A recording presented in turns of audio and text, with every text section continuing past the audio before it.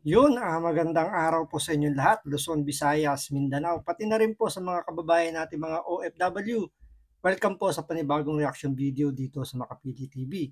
So, sa balitang ito, pinaninindigan po ni Pangulong Bongbong Marcos na kaya binabaha po ang malaking bahagi ng Pilipinas o sabihin natin yung mga dinaanan po ng bagyo dahil po sa climate change. So, parang kay Pangulong Bongbong Marcos ang climate change ngayon lang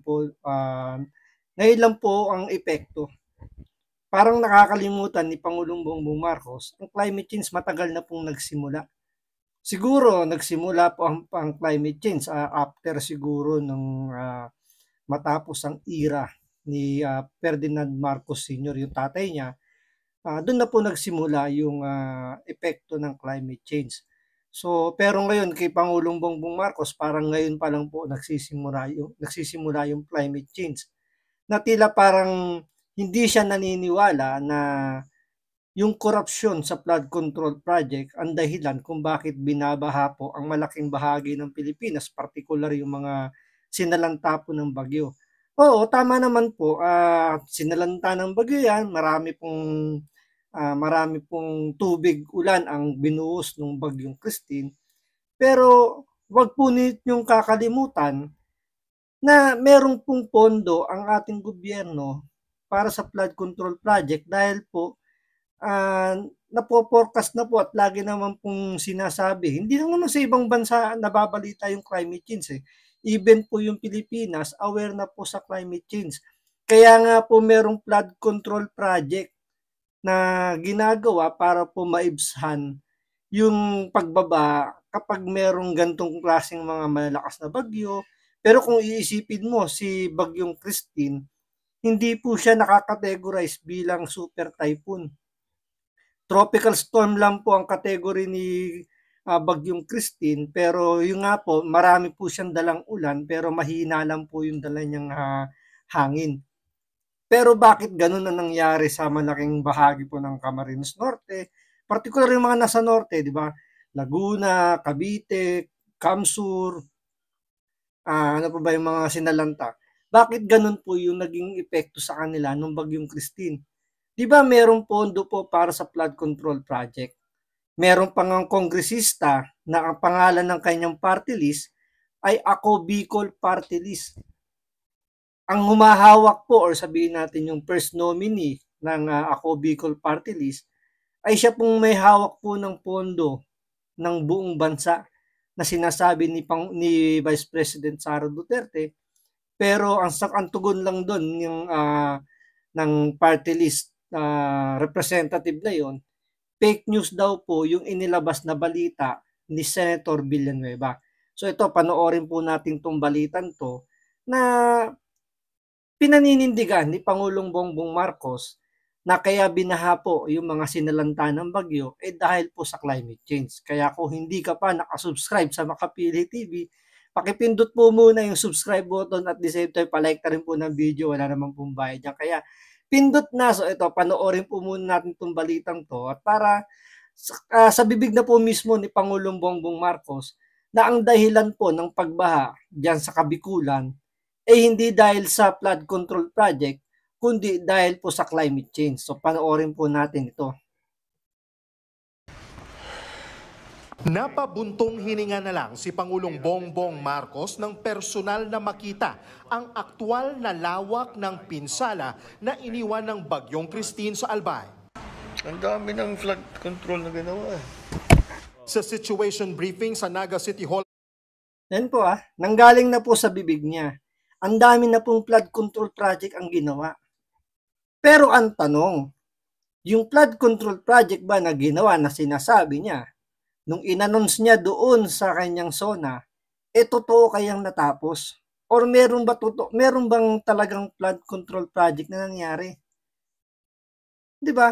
Ni wala nga ipinapakita ang DPWH para patunayan man lang na nagkaroon ng 5,500 na flood control project na natapos.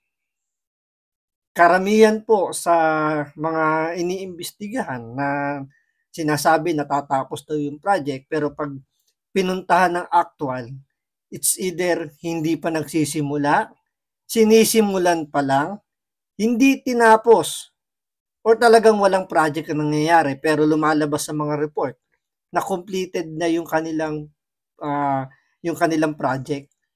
Unang-una diyan, yung NIA, 'di ba? Ilang beses nang inimbestigahan 'yan ni Senator Rapi Tulfo.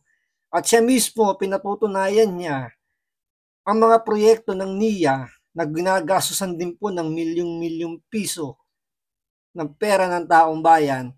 It's either wala, sinisimulan pa lang, hindi pa tinatapos, pero nanghihingi na ng pang-maintenance para do sa mga project na yon. So, yung sa DPWH, ilang beses na rin namang kinall out na rin ng DPWH na sila yung isa sa pinaka corrupt department po ng gobyerno natin, pero still, kay Pangulong Bongbong Marcos, hindi niya binabatikos o hindi man lang niya kinakalos ang kanyang sekretary tungkol sa flood control project, bagkus ito ang sasabihin niya ay dahil sa climate change, kaya binaha po ang malaking parte ng Bicol. Kanina, pinulong ni PBBM ang kanyang gabinete at mga lokal na opisyal ng Camarines Sur at Albay. Sa Naga pa lang, umabot na sa 1 bilyong piso ang pinsala ng bagyo sa infrastruktura ayon kay Mayor Nelson Legacion. Tingin ng Pangulo, epekto ng climate change ang nangyari sa Bicol. Kaya isa sa nakikita niyang solusyon ang pagbuhay ulit sa Bicol River Basin Development Program na unang proyekto noon ng kanyang ama pero tinigil noong 1986. Walang forecast na ganito eh. Ito, climate change talaga ito. This is all new. So we See?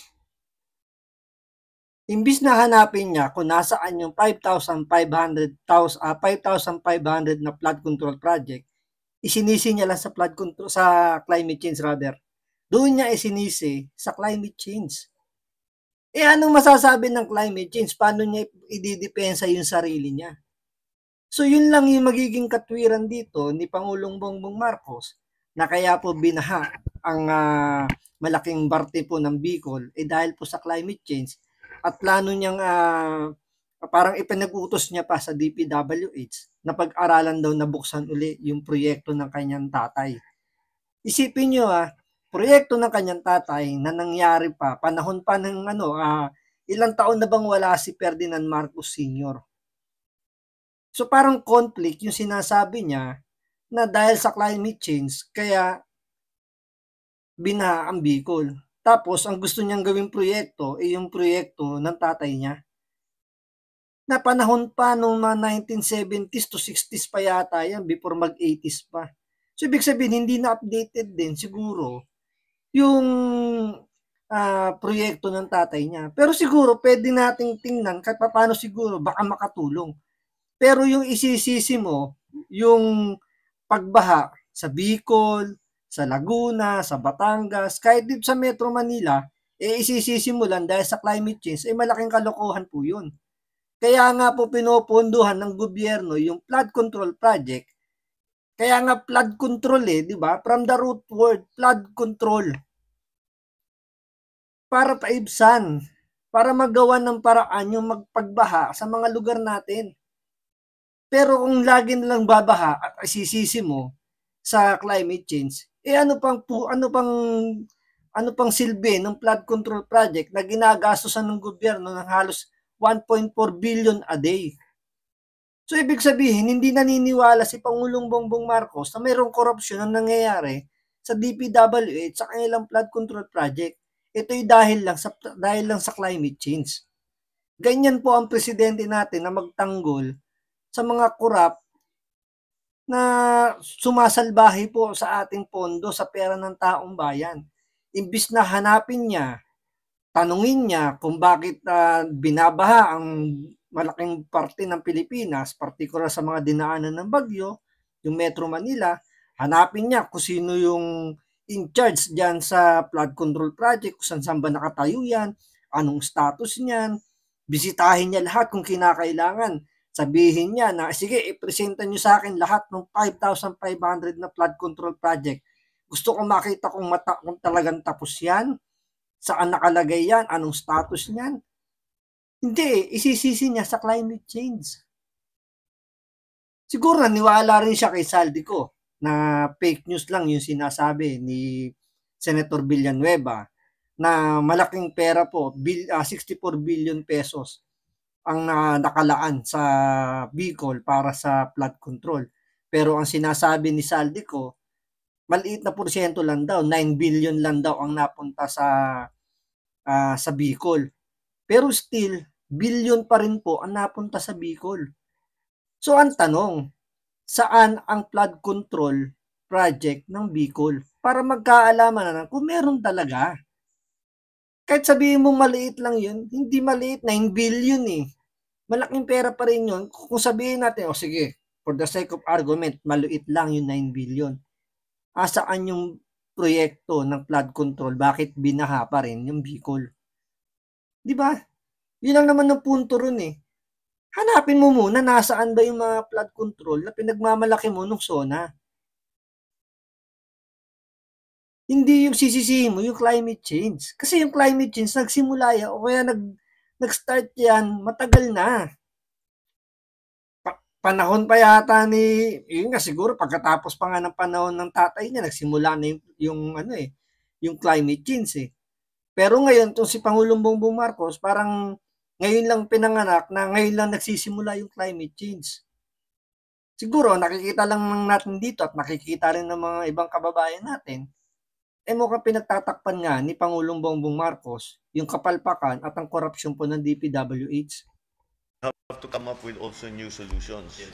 Nanawagan naman ng tulong sa Pangulo si Albay Acting Governor Imelda Bonggao kaugnay sa illegal quarrying sa probinsya. Isa raw ito sa mga posibleng dahilan kaya mas lumala ang pagbaha sa probinsya. Sabi nila okay lang ang quarrying basta nasa tamang lugar. So hindi ko alam kung nasa tamang lugar pa po ang nangyayaring quarrying sa... Which quarry is that? Patignan natin sa DNR. Yes, please, Mr. But you have to President. give... Ayon kay Bonggao, record-breaking ang Nakakatawa, no? Yung acting governor, although tama naman na humingi siya ng tulong kay Pangulong Bongbong Marcos para tingnan yung mga sinasabi niya mga illegal quarrying or sabihin natin yung pagsasamantala ng mga quarrying dyan sa lugar niya. Pero nasa gobyerno ka eh. Ikaw ang governor. May kapangyarihan ka dyan. May kapangyarihan kang busisiin. Kasi sa'yo kumukuha rin yan. Sa inyo rin kumukuha ng permit yan. Magpapaalam sa inyo yan. That time pa lang na nakita ninyo na meron silang violation, pwede nyo na i-call out yan. Pwede nyo na i-reklamo. Bakit kailangan nyo pang antayin na dumanas ng ganyang kalamidad ng inyong lugar tapos hihingi ka ng tulong sa Pangulo? Ibig sabihin ba, hindi mo kaya banggain yung mga quarrying business dyan sa lugar nyo? Parang sinasabi mo, yung mga may-ari o sabihin natin yung backer ng mga quarrying dyan sa lugar ninyo, mukhang may kilala sa Administrasyong Marcos, kaya ka humihingi ng tulong kay Pangulong Bongbong Marcos at hindi mo kayang sitahin yung quarrying na yun. Baka ganun yung nangyayari dito. Di ba? Mukhang sinasamantala dahil ang nakaupo nating presidente, si Bongbong Marcos, na hindi naniniwala na nagkakaroon ng korupsyon, na nagkakaroon ng pananamantala under his administration.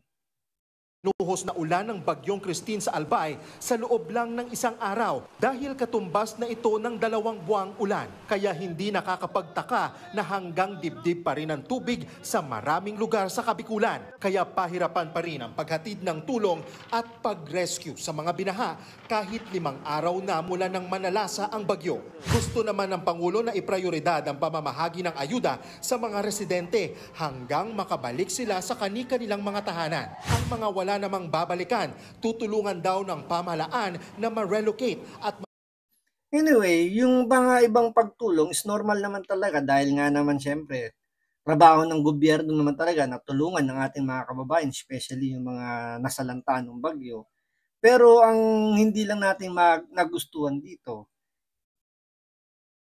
yung parang, Mr. President, ngayon lang po ba kayo pinanganak at hindi nyo po ba alam na ang DPWH ay isa sa mga pinakakurap na departamento po ng gobyerno? Hindi nyo ba naisip na napahiya ho kayo nung nakaraang SONA ninyo na ibinida ninyo yung 5,500 project, flood control project ng DPWH na sinabi sa inyo, na hindi nyo man lang ba chinek kung totoong merong 5,500 na flood control project? Di ba? Sana, Mr. President, alamin nyo muna kung totoo ba yung sinasabi. Huwag kayong masyado magtiwala sa mga nakapaligid sa inyo. O baka naman talagang hindi nyo kaya dahil baka mapagalitan kayo ni First Lady. Dahil sinasabi nila na karamihan daw dyan is appointed daw po ni First Lady. So hindi naman po ako naniniwala, pero kayo po yung presidente, kayo po ang nagpapatakbo. Supposedly, dapat kayo yung nagpapatakbo ng gobyerno dahil kayo po yung ibinoto ng 31 million. Kayo po yung pinagkatiwalaan at hindi po inyong asawa. Kaya nga po, Mr. President, sana po bago kayo maniwala sa report o mga sinasabi ng mga sekretary mo, mga nakapaligid sa inyo, sana po i-verify nyo muna kung totoo para hindi po kayo napapahiya. Tulad niyan, sinabi ng DPWH meron. Pero bakit binaha? Bakit binabaha po yung mga dinadaanan po ng bagyo? At isa po, sana po maging prepare po tayo. Siguro 2 to 3 days before po mag-landfall or sabihin natin na rumagasa yung bagyo. Sana po naka-prepare na po yung ating tulong. Kasi parang marami nagsasabi na kung kailan po natapos na yung bagyo, saka pa lang po kayo kumikilos para magbigay ng tulong sa mga residente po na dinaanan ng bagyo. Kaya ang ending po, nagkukumahog po kayo. Kasi kung before or mga ilang days before po tumama yung bagyo ay nakapag-prepare na kayo, hindi po sana kayo nagkukumahog ng ganyan. So, hanggang dito lang po muna. Maraming salamat sa panonood. Ingat po kayo lagi. God bless.